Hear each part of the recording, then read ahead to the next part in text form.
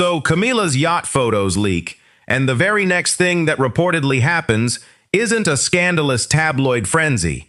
It's Prince William quietly calling a private meeting in his own residence, carrying a thick folder of financial records and port logs, and essentially launching what multiple insiders are now describing as a palace audit in real time. That's the part of the story that I genuinely can't stop thinking about. Not the photos themselves, not the luxury yacht, but the fact that the future king apparently decided the best response wasn't to release a bland statement about private holidays. It was to show up with printed documents and start asking who knew what and when. And if even half of what's being reported about that meeting is accurate, then what we're watching isn't just another royal controversy. It's something that looks a lot more like a quiet power shift that's been building for months and is finally becoming visible. Before we get into the actual timeline and all the contradictions that make this so fascinating, I just want to say if you enjoy breaking down royal stories like this, hit subscribe and join us here at Royal Daily Report. We dig into the details that most headlines skip over. All right, let's get into it. So, the yacht in question is reportedly called the Esperanza 3. A Malta-registered vessel owned through a Luxembourg holding company and linked to a Swiss-based financier. And right away, that detail matters, because this wasn't some family friend's boat with clear ownership that anyone could look up in 5 minutes. The ownership structure was layered. Multiple countries, multiple corporate entities, which technically isn't unusual for super yachts. That's actually pretty common in that world for tax and liability reasons. But when you're a senior member of the British royal family, and your entire job description is basically maintaining public trust, accepting hospitality from an asset that's deliberately structured to be opaque is, let's call it, optically challenging. Even if nothing improper happened, even if it was just a holiday, the problem isn't necessarily the trip itself. It's that the trip was taken at a time when Prince William had reportedly been pushing for months, over a year, according to some accounts, for stricter internal guidelines about exactly this kind of situation. He reportedly wanted senior royals to avoid anything that could create the appearance of favoritism or privileged access. That's the context that makes everything else fall into place, because without it, the yacht trip just looks like a bad PR decision. With it, the yacht trip looks like someone either didn't get the memo or didn't think it applied to them. Now, let's talk about the timeline, because this is where it gets weird. The trip allegedly took place in early July 2026. At almost exactly the same time, Prince William and Catherine were doing the kind of bread-and-butter royal engagements that keep the institution looking grounded, visiting a children's hospice in Birmingham, meeting veterans near Edinburgh, very much the opposite of the French Riviera.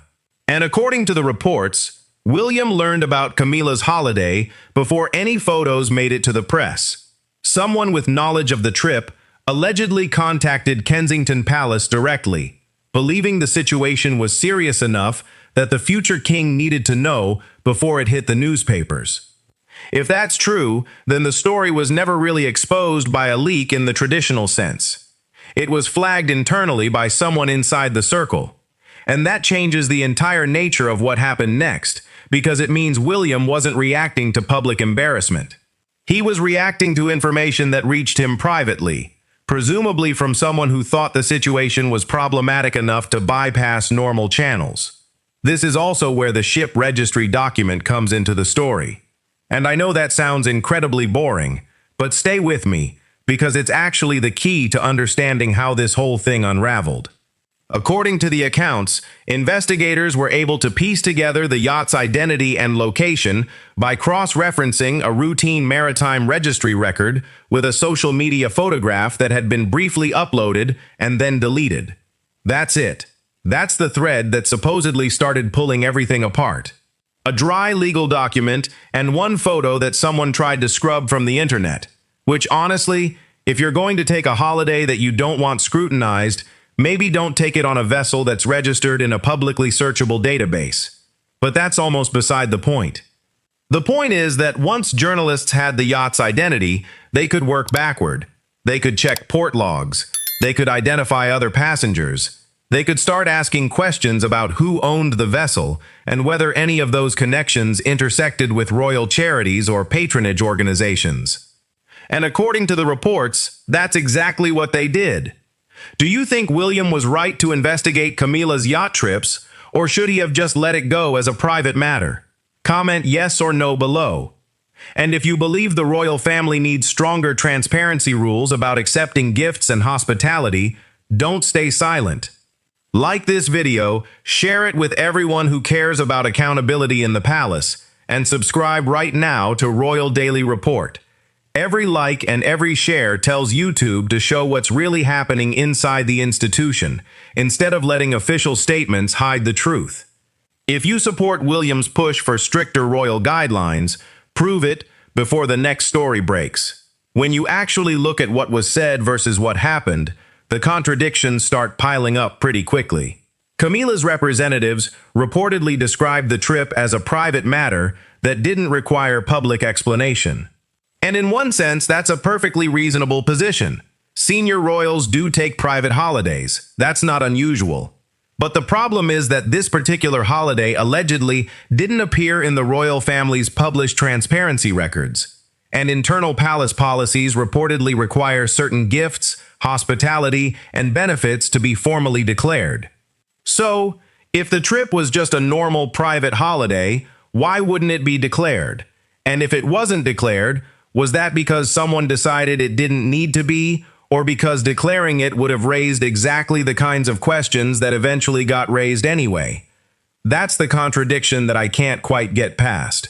Either the disclosure rules apply to everyone, or they don't. And if they don't, then what's the point of having them? Then there's the earlier trip. This is where the pattern starts to look less like a one-time oversight and more like something that had happened before.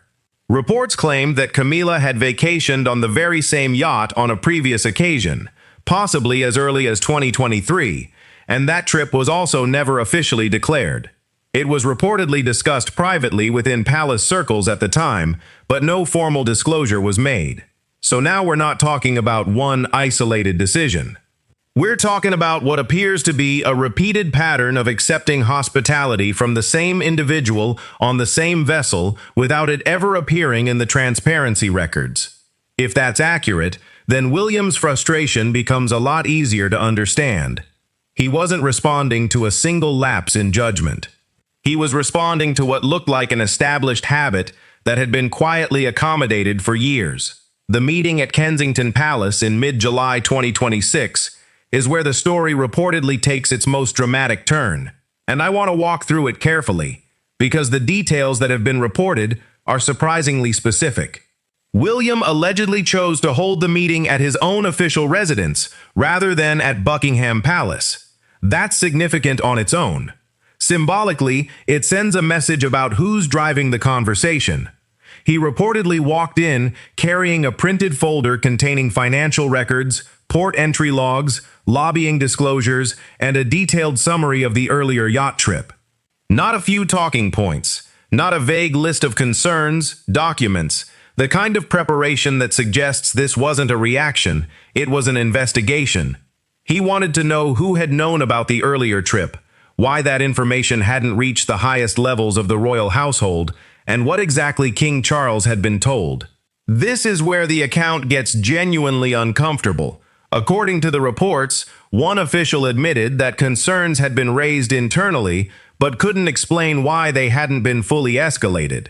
Another reportedly confirmed that Charles had only received a basic overview of Camilla's travel plans. He allegedly hadn't been informed about the yacht owner's identity, the lobbying connections, or the financial relationships linked to the trip. If that's true, then the palace's internal reporting system essentially filtered out the most sensitive information before it ever reached the king. And William's reported conclusion was that the system had failed. Not that one person made a mistake, not that Camilla made a poor choice, but that the entire process for flagging potential issues was broken. From there, William reportedly laid out 3 demands. First, a full written disclosure, covering both yacht trips to be submitted to the king's principal private secretary within 7 days. Second, A thorough review of all of Camilla's charitable patronages to identify any possible connections with outside donors. Third, an immediate suspension of all contact between Camilla's household and the yacht owner while the matter was being examined. That third one in particular is striking because it's not a request for more information. It's a directive. It's an action. And it suggests that William wasn't just trying to understand what happened. He was trying to contain it. Do you think William's 3 demands were fair, or do you believe he overstepped his authority as the future king? Tell us your thoughts in the comments. And if you think palace transparency rules should apply to everyone equally, including Camilla, don't let this moment pass quietly. Like this video right now, share it with people who care about royal accountability, and subscribe to Royal Daily Report immediately. When viewers stay silent, palace insiders can hide problems. When thousands speak up together, YouTube has to push the truth about what's happening. If you believe William is right to strengthen palace governance, make your voice heard now before the investigation concludes. The pushback reportedly came from Camilla through Charles. She insisted she had never intended to mislead anyone. Charles reportedly warned that launching a formal review would only generate more headlines. And honestly, I can see both sides of that argument. Charles's position is the pragmatic one. If you investigate, you validate the story. You give it legs. William's position is the institutional one. If you don't investigate, you signal that accountability doesn't matter. And when Camilla's office later submitted what was described as an incomplete disclosure that William's team rejected outright, the disagreement stopped being private.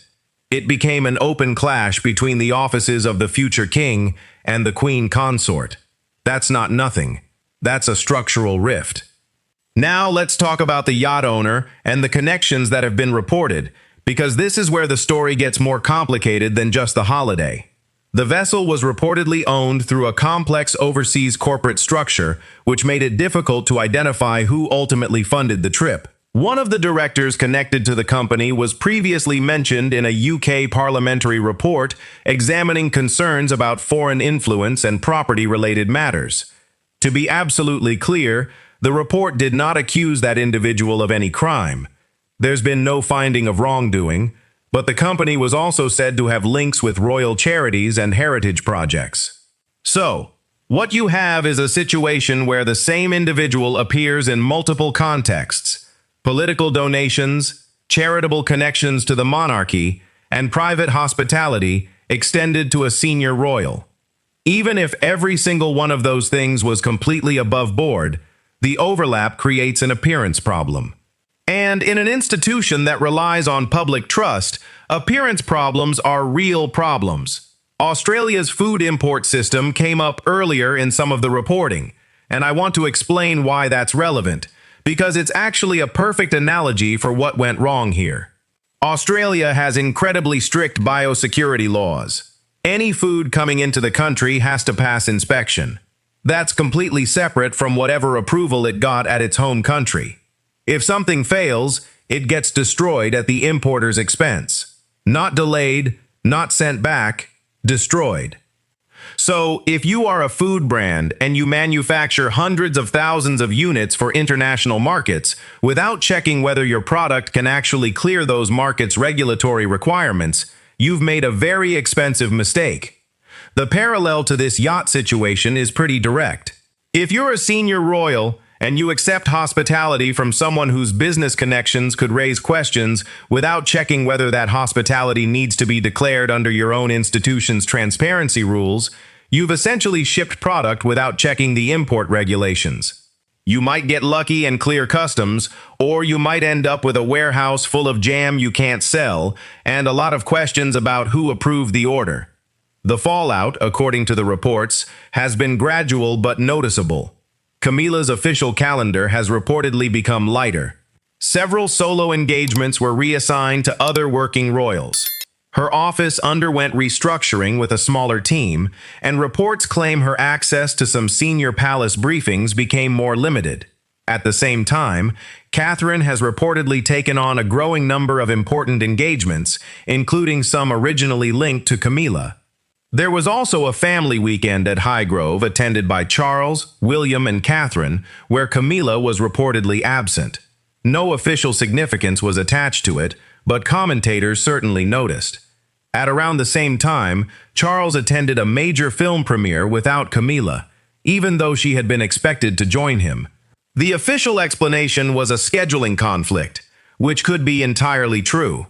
But when you stack these data points together, lighter calendar, restructured office, missed appearances, limited briefings, they start to form a pattern that's hard to ignore. What's particularly interesting is how William has reportedly handled all of this.